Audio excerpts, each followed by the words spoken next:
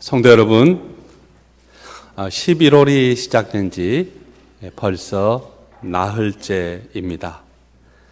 추위도 잠시 주춤하고 적당한 단풍이 예쁘고 순한 가을입니다. 11월은 짧은 가을 사이로 겨울이 슬그머니 겨울의 얼굴을 내미는 때이기도 하죠. 시간은 흐르지만 또 더 나은 미래를 생각해 보는 계절이기도 합니다. 소망하는 일들을 완성해가는 의미 있는 한 달이 되시기를 축복합니다. 우리 앞뒤 양옆에 있는 분들과 인사 나누겠습니다. 걱정하지 마세요. 당신은 사랑받는 사람입니다. 걱정하지 마세요. 당신은 사랑받는 사람입니다. 네. 박자가 좀 앞에 나왔다는 말인가요? 좋습니다. 오늘은 구역주일입니다. 말씀을 통하여 교회에서 구역예배의 성격과 의미가 무엇인지 생각해 보면서 은혜를 나누기로 하겠습니다. 여러분은 구역예배에 대한 추억이 있는지 모르겠습니다. 어느 목사님이 구역예배의 추억을 이렇게 해고한 적이 있습니다. 찬바람을 맞으며 구역예배 장소까지 목도리를 뒤집어쓰고 걸어가는데 문득 옛날 생각이 났습니다. 주일학교 때부터 어머니 따라 구역예배 드리던 생각, 내가 커서 청년이 되어 구역장인 어머니 대신 구역예배를 인도하던 생각, 거의 2km, 3km 되는 먼 집까지 캄캄한 밤에 구역예배 인도하고 돌아오던 생각들이 아련한 추억으로 와 닿습니다. 그때의 순수한 열정을 어떻게 표현할 수 있을까요? 반갑게 맞이하는 사람들, 이렇게 오셨다고 너무 좋아하시던 성도들, 감격적인 기도들, 그를 잘 몰라 안타까워하던 할머니들, 그래도 정말 준비한 말씀 간절히 전하자 고마운 마음으로 아멘, 아멘 응답하시던 그분들, 정말 초대교회였습니다. 예배 후 서로 손잡고 지역의 영혼 구원을 위해 간절히 기도할 때는 성령의 역사가 함께함을 느꼈습니다. 예배 마치고 함께 나누는 간단한 다과는 구역예배의 진수였습니다.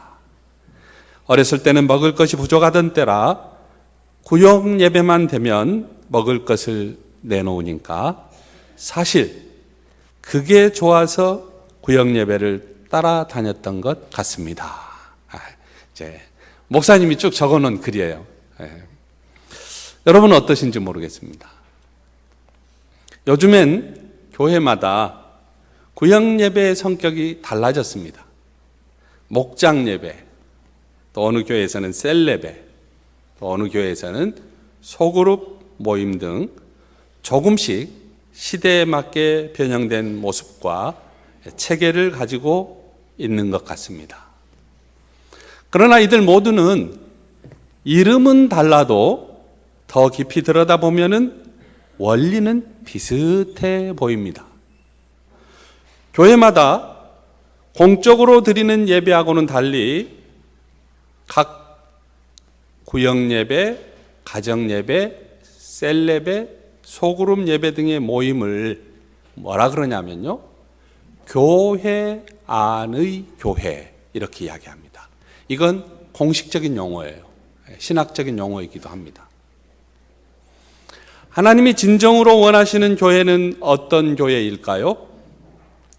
최근에 교회의 미래를 위해 대안을 찾고 있는 연구자들이 교회 안의 교회를 회복하는 것이 그 해답이라고 의견을 모으고 있습니다. 우리는 저마다 하나님이 기뻐하시는 진정한 교회를 갈망하고 있죠. 예수 그리스도의 부활 이후 시작된 교회 초기의 모습은 요즘과 같은 교회당 건물 중심이 아닌 가정을 중심으로 해서 모였습니다. 초기 교회의 이런 모습이 바로 로마 세계를 기독교화하는 데 근간이 되었습니다. 가정교회라는 작은 누룩이 거대한 로마 제국을 변화시킨 것입니다. 기독교화시키고 복음화시킨 거죠. 그런데 오늘의 교회는 어떠한가요? 때로는 제도적인 교회로, 혹은 전통적인 교회로, 혹은 대형화된 교회로 불리는 지금의 교회는 생명력을 상실해가는 교회, 시급히 건강을 회복해야 하는 교회, 친밀한 교제가 줄어드는 교회, 건물 위주의 정형화된 모임으로 교인들의 은사가 사장되는 그런 왜곡된 형태로 나타나고 있어 보입니다. 우리는 그래서 지금 교회 안의 교회를 회복해야 하는 그런 절박한 시기를 살고 있다고 하겠습니다. 다시 말해서 오늘날 우리들의 교회에 절실하게 필요한 것이 무엇인가?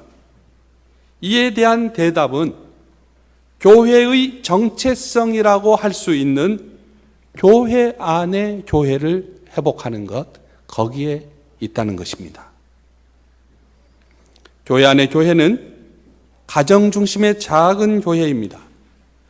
교회 안의 교회 구성원들은 저마다 예수 그리스도를 구주로 고백하는 성도들이죠. 모두가 하나님을 사랑하고 예수 그리스도의 복음을 전하며 서로를 위해서 헌신할 각오가 되어 있는 그런 일꾼들입니다.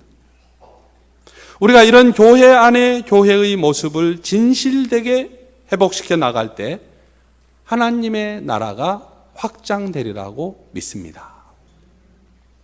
실제로 미래의 교회는 교회 안의 교회가 될 것이라는, 교회 안의 교회가 대세가 될 것이라는데 의견을 모으고 있습니다. 이미 교회 안에서 구역이나 셀이나 혹은 목장은 하나의 작은 단위의 교회를 말합니다. 이런 작은 단위의 교회 안의 교회들이 모여서 하나의 개교회를 이룬다는 사실이에요. 요즘 북미, 그러니까 미국과 캐나다에서는요, 교회 내 교회의 형태가 한 교회 안에서 다민족이 함께 어울리는 형태로 나타나고 있습니다. 이를테면 하나의 교회 안에 한국인 공동체, 중국인 공동체, 히스패닉 공동체, 아프리칸 공동체 등 다양한 공동체들이 공존하고 있다는 거예요. 이 소그룹 모임은 한 교회 안에서 서로 가치를 공유하고 있지만은 동시에 작은 단위 공동체로서의 정체성도 유지하고 있다는 것입니다. 이러한 교회 내 교회의 유형은 앞으로 세계화가 진행될수록 더욱 더 다양하게 전개될 것이라는 것이 일반적인 분석입니다. 교회 안에서 작은 교회들이 형성화되고 활성화될 때 교회 전체를 아우르는 통합의 기능이 약화되지 않을까, 이런 염려가 없는 것은 아니지만은 훨씬 건강하고 하나님 나라 공동체다운 모습을 유지하고 있다, 이렇게 지금 발표가 되고 있습니다. 이런 의미에서 구역 예배는 깊은 역사적 뿌리가 있습니다. 무엇보다 구역 예배는요, 미래 교회의 소명과 또 미래 교회의 활로와도 직접 연결됩니다. 이것을 잘 설명하는 내용이 좀 들어보셨을 거예요. 두 날개로 날아오르는 교회가 아닐까 싶습니다. 저는 그 체제는 별로 좋아하지 않지만 이 두 날개로 날아오르는 교회라는 전제는 매우 적합하다고 이렇게 보고 있습니다. 여기서 말하는 두 날개는 교회 안에 대예배라고 하는 한 날개가 있고 또 소예배라고 하는 한 날개가 있다는 거예요. 그래서 이 두 개의 날개가 건강에 있을 때에 날아오를 수 있다는 겁니다. 그래서 소그룹 예배가 침체되어 있으면 교회는 저 푸르른 창공을 힘차게 날아가지 못한다는 거예요. 다른 비유를 들어보겠습니다. 여기 계신 분들 가운데 어른 세대는 어린 시절 나룻배에 얽힌 추억이 아마 있을 것입니다. 강나루에는 건너편으로 떠난 길손들이 모여듭니다. 나룻배가 강의 건너편에 있으면 돌아올 때까지 무작정 기다려야 되지 않습니까? 강을 가운데에 두고 살아가는 사람들이 하나 둘씩 모여들면 사공 하면서 뱃사공을 부릅니다. 그럼 사공이 강 이쪽에서 저쪽에서 이쪽으로 오갈 때에 양손으로 힘차게 노를 젓는 모습, 정말 예술이지 않습니까? 근데 여러분, 노를 한 손으로 혹은 한쪽으로만 힘을 주어 저으면 어떻게 되나요? 그 자리에서 배가 계속 회전할 뿐이에요. 앞으로 나아가지 못하고 그 자리를 빙빙 돌 뿐이죠. 앞으로 나아갈 수가 없습니다. 교회 안에 구역 예배가 살아나지 못하면 교회의 참된 사명이 교회를 통해 이루어져야 할 하나님의 나라가 전진하지 못하고 그 자리에 머물러 있다고 말할 수 있습니다. 구역 예배는 하나님의 말씀을 실천할 수 있는 구체적인 공간입니다. 관계성의 그물로 촘촘히 연결되어 있어요. 그래서 2단위, 3단위, 5단위, 사이비 교리가 들어올 틈이 없습니다. 그러니까 소그룹이 촘촘하게 잘 운영이 된 교회는 2단이 결코 엿볼 수가 없죠.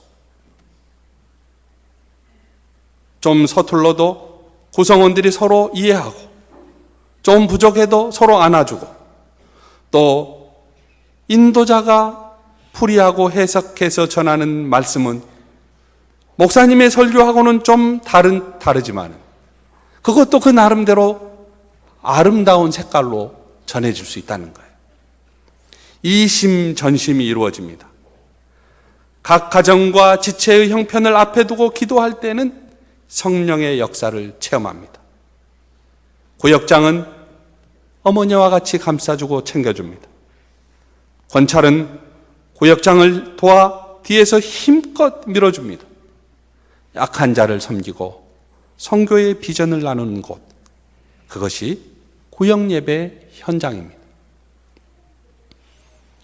함께 읽은 본문은 빌립보에서 여자 성도 루디아가 회심하여 가정교회를 시작한 모습을 보여줍니다. 사도 바울 일행이 성령의 강권적인 역사로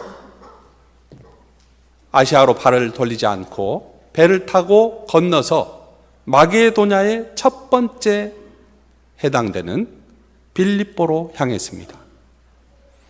빌립보는 지리적으로 유럽으로 통하는 관문이었어요.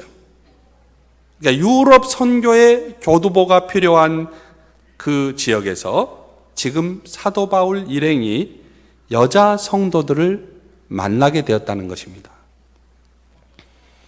당시 외국에서 생활하던 유대인들은 어디에 가든지 회당을 지었습니다. 그 회당에서 하나님께 예배하기도 하고 다음 세대를 교육하기도 하고 그곳에서 중요한 것들을 우러냈어요. 그런데 여건이 회당을 지을 수 없으면 들판이나 강가에 나가서 기도도 하고 거기에서 대화를 나누었습니다. 마치 바울 일행이 안식일에 유대인들이 모이는 곳에 가서 복음을 전했어요. 그런데 한 무리의 여자를 만났고 그들에게 복음을 증거하기 시작했는데 그 여인들 가운데 한 사람, 두아디라 성에서 자주색 옷감 장사를 하는 루디아를 만난 것입니다. 그녀는 상당한 재산을 가지고 있었고 하나님을 공경하는 사람이었습니다. 그녀가 바울을 통해 전해 들은 복음에 성령께서 마음의 문을 열으셨고, 그리고 그녀는 그리스도의 제자가 되었습니다. 회심이 이루어진 것입니다. 루디아도 고넬료의 가족처럼, 빌립보 감옥 간수의 가족처럼 자신과 온 집안이 세례를 받았습니다. 여러분 생각해 보십시오. 당시 루디아가 강가에 기도하러 나왔다고 하는 것은 이미 유대교에 상당히 깊이 관여했던 사람이라고 할 수 있습니다. 이미 유대교의 교육을 받았음을 의미합니다. 그런데 그녀가 회심하고 세례를 받았고 가족도 모두 세례를 받게 했습니다. 어떻게 이것이 가능한 일이었을까요? 성령의 강권적인 역사가 있었기 때문입니다. 바울로부터 복음을 듣고 그 말씀을 받아들이게 된 루디아는 바울 일행을 환대합니다. 15절에 당시의 상황이 기록되어 있습니다. 이런 내용이죠. 정말 저를 주님을 믿는 사람으로 여기신다면 저희 집에 오셔서 머물러 주십시오. 간청하면서 바울 일행을 자기 집으로 데리고 갔습니다. 이렇게 루디아의 집이 바울 일행을 환대하는 것을 시작으로 유럽의 첫 번째 교회가 되는 이정표가 되었다는 사실이에요. 루디아는 하나님의 은혜를 체험한 기쁨에 그치지 않고 봉사하고 베풀고 교제하는 가정교회를 이루어가는데 힘을 모았던 것입니다. 이것이 바로 지금 우리식으로 표현하면 구역예배의 시작, 교회 안에 교회였던 것입니다. 1개월 전 교역자 MT를 광양으로 갔습니다. 2019년을 준비하기 위해서였는데요. 당시 교역자와 이 사무실 직원들은 우리 교회가 내년도에 시급히 해결해야 할 것으로 구역예배의 회복이 최우선이라는데 의견을 모았습니다.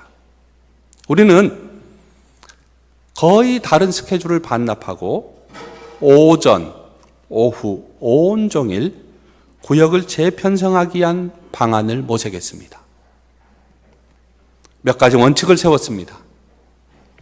우선 우리 교회 남자 성도들의 적극적인 참여를 요청하자. 두 번째, 비록 우리가 구역예배로 모였지만은 국내 및 세계의 선교지를 품고 기도하자. 그다음에 세 번째는 그리스도 안에서 영적 사귐과 아름다운 친교가 있는 모임을 만들어가자. 이런 기초적인 원칙을 세웠어요. 그리고 지난주입니다. 점심시간에 현재 2018년 올해 각 교구의 임원들을 만나 대화를 하면서 구역예배에 대해 두 가지를 더 깊게 나눌 수가 있었습니다. 첫째는 모든 구역이 구역별로 모여서 2019년 연초에 1박 2일 MT를 다녀오면 좋겠다는 것이었어요. 그래서 계획을 잘 짜고 그리고 지금 어떻게 활동하고 있는지 사진을 7장 이상 보내주는 그런 교구에게는 경비의 2분의 1을 이렇게 제시해 주면 좋겠다. 오늘 당회가 있는데 그 당회에서 통과가 돼야 돼요. 그런 이야기들을 우리 교구 임원들하고 나눈 적이 있어요. 이게 첫 번째 나눈 이야기고요. 두 번째는 구역예배 인도자가 있어야 되는데 인도자 교육을 하려면은 언제 모이면 좋겠습니까? 이런 문제에 대해서 이렇게 구역의 임원들이 목사님 따로 모이지 말고요. 수요일 날 수요 예배 드리면서 구역 예배 인도자들에게 교육을 시키면 어떻겠습니까? 이런 이야기들을 했어요. 이게 무슨 얘기냐면 설교 말씀을 아예 구역 예배를 드릴 내용으로 또 찬송도 구역 예배를 드릴 찬송으로 해서 구역 예배 인도자는 수요일 날 나오면 이를테면 감을 잡을 수 있도록 해달라는 거예요. 우리 구역원들 굉장히 비상하잖아요. 지혜롭지 않습니까?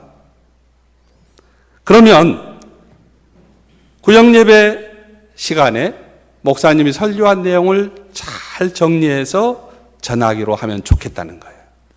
그리고 이것을 위해서 구역 예배 교재가 있지 않습니까? 그 교재를 따로 만들지 말고 주보 가운데에 있는 가정 예배 란을 아예 구역 예배 교재로 만들어 달라는 거예요.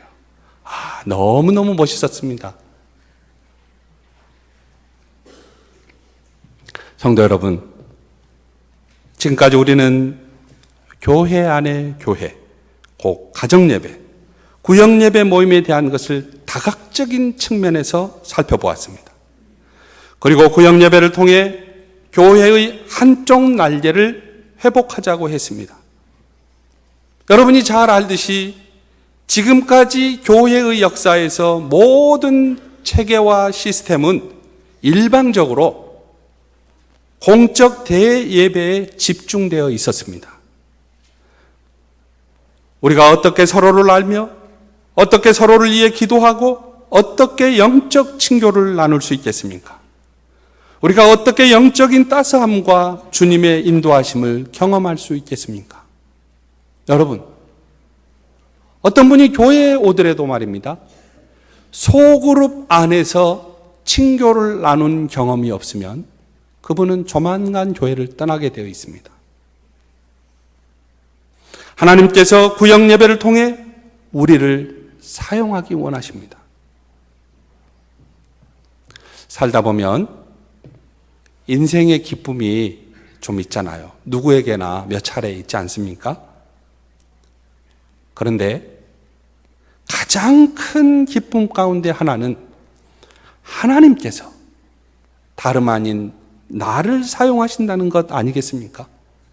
창조주 하나님이 나를 사용하신다.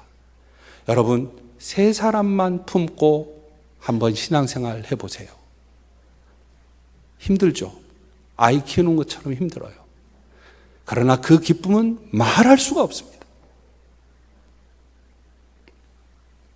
그것은 얼마나 감격스러운 일인지 모릅니다. 세상이 줄 수 없는 기쁨 중에 기쁨입니다. 부르심을 받은 사명자만이 누릴 수 있는 특권이에요. 그런데 우리가 그 특권을 어디에서 발휘할 수가 있느냐? 구역 예배 가운데서 그 특권을 누릴 수가 있고 함께 나눌 수가 있고 함께 기뻐할 수가 있어요. 우린 교회의 중요한 한쪽 날개인 소그룹 예배, 다시 말해 구역 예배를 통해 하나님의 일하심을 보며 성령의 역사하심을 체험하게 될 것입니다. 하나님은 교회당 대예배에 쉽게 참여할 수 없는 사람들, 교회의 문턱이 높다고 생각하는 사람들을 구역 예배를 통해서 예비해 두시기도 하시고 또 그 영혼들이 구역 예배를 통해 하나님의 자녀가 되는 기회도 주실 것입니다. 우리가 구역 예배에서 좋은 일꾼들이 되고 은혜를 나눌 수 있기를 축복합니다. 지금 각 교회마다 소리 없는 아우성들이 자작합니다. 모이기가 쉽지 않다는 거예요.